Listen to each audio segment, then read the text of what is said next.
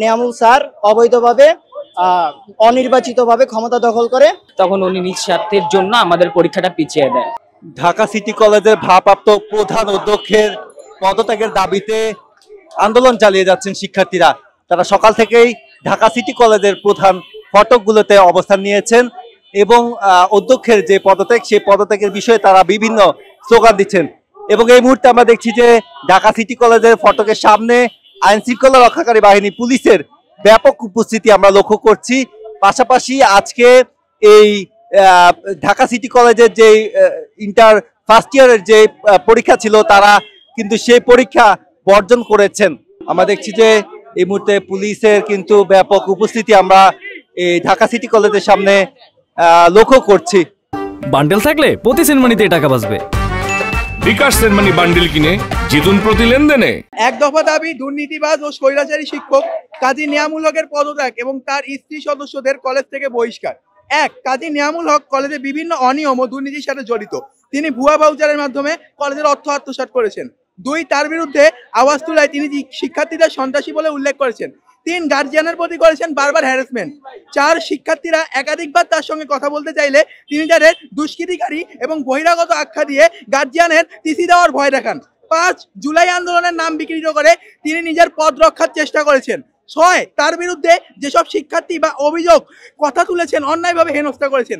উপরোক্ত সব অনিয়ম ও অন্যায়ের বিরুদ্ধে আমরা এক দাবি ঘোষণা করছি, কাজী নিয়ামুল হকের পদত্যাগ ছাড়া আমরা কোনো অবস্থাতেই ক্লাসে ফিরবো না।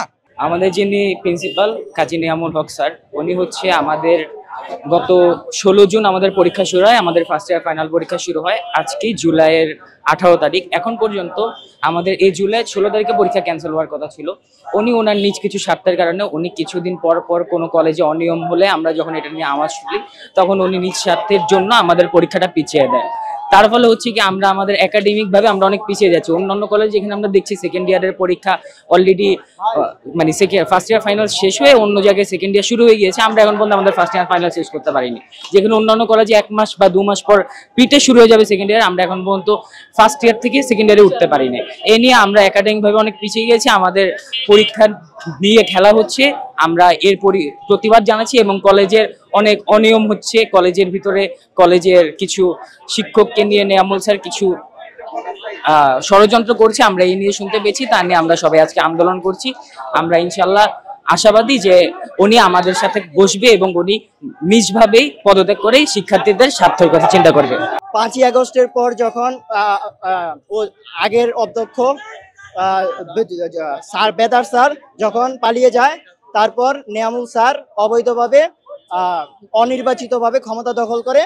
এর পরবর্তী ওনার অবৈধভাবে ক্ষমতা দখল নিয়ে যারাই প্রশ্ন তোলে তাদের বিরুদ্ধে উনি বিভিন্নভাবে ওনাদের থ্রেট দেওয়া হয়, তাদের বিরুদ্ধে অন্যায়ভাবে ব্যবস্থা নেওয়া হয়। এর বিরুদ্ধে আমরা যারাই প্রতিবাদ করি তাদেরকে থ্রেট দেওয়া হয়। এর অতীতেও আমরা যতবার তার বিরুদ্ধে আমরা প্রতিবাদ করেছি, আমাদের উপরে নানা ধরনের থ্রেট, হামলা এবং আমাদের বারবার যখনই তার বিরুদ্ধে তার অন্যায়ের বিরুদ্ধে আমরা কোনো প্রশ্ন তুলি, সে হচ্ছে ক্লাস বন্ধ করে দেয়, পরীক্ষা বন্ধ করে দেয়। সে জবাবদিহিতা না করে সে নিজের চেয়ার বাঁচানোর জন্য সে আমাদের ভবিষ্যৎ নিয়ে খেলা করছে। আমাদের একমাত্র চাওয়া হচ্ছে আমাদের কলেজে নির্বাচিতভাবে প্রিন্সিপাল নিযুক্ত করা হোক এবং সকল অনিয়মের অবসান ঘটুক এবং স্বচ্ছতা, অর্থনৈতিক স্বচ্ছতা এবং সকল কিছু দায়ভার এবং সবকিছু স্বচ্ছতা যাতে থাকে। কলেজের ভিতরে বিভিন্ন রকম সিন্ডিকেট করতেছে, পোলাপান্ডে শুধু সে থ্রেট দিতেছে। হ্যাঁ, পোলাপান্ডে হচ্ছে কলেজের নানা রকম হুমকি দিতেছে। আর কলেজের হচ্ছে প্রত্যেকটা সিন্ডিকেটের ভিতরে সে আছে। তার পদত্যাগ না হওয়া পর্যন্ত আমরা এই আন্দোলন চালিয়ে যাব।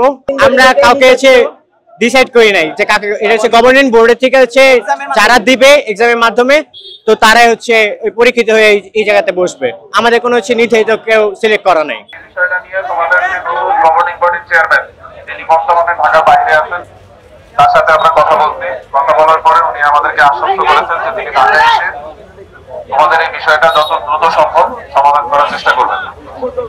আর ইন দ্য মিন টাইম তিনি তোমাদের কাছ থেকে একটা বিষয় চেয়েছেন, সেটা তোমাদের যারা প্রতিনিধি আছে তাদেরকে বলা হয়েছে যে তোমরা যারা তোমাদের এই দাবির পক্ষে আছো, তোমাদের সবার পক্ষ থেকে একটা গণস্বাক্ষর সংগ্রহ করে